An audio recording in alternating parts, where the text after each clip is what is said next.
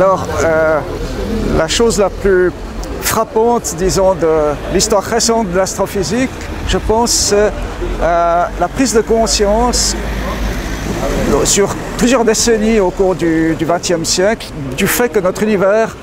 a une histoire particulièrement remarquable, en ce sens qu'il n'est pas resté toujours le même, comme même Einstein l'avait supposé avec son modèle d'univers statique. Mais on s'est rendu compte, à partir de la fin des années 20, que l'univers était en expansion, d'une part, et puis au milieu des années 60, on a été pratiquement convaincu qu'il s'agissait bien d'une évolution qui suggérait un âge fini de l'univers, donc un commencement en quelque sorte à l'univers, sous une forme d'un gaz extrêmement chaud et dense qui ensuite s'est dilaté,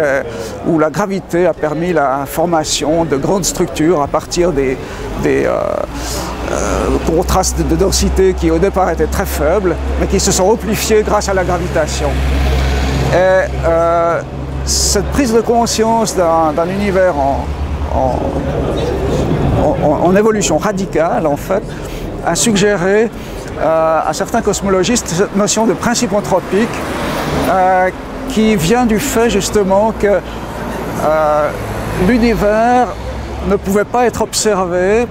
à n'importe quel moment de son histoire, puisqu'évidemment au début il était impossible pour un observateur d'exister puisque la vie n'était pas possible dans l'univers primitif. Et cela a suggéré toutes sortes de considérations un peu peut-être philosophiques, voire métaphysiques, qui ont rendu le principe anthropique un petit peu sulfureux aux yeux de certains qui se réclament d'une science pure et dure, mais qui a en même temps stimulé une réflexion philosophique sur la relation entre l'homme et l'univers,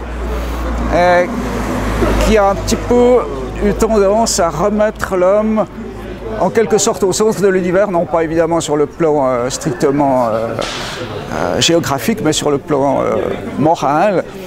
en ce sens que l'homme a une sorte de position plus ou moins privilégiée, si ce n'est dans l'espace, mais au moins dans le temps, puisque l'évolution de l'univers s'est déroulée sur un temps limité, en somme. Voilà,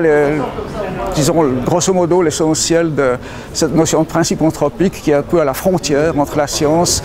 d'une part et puis la philosophie d'autre part.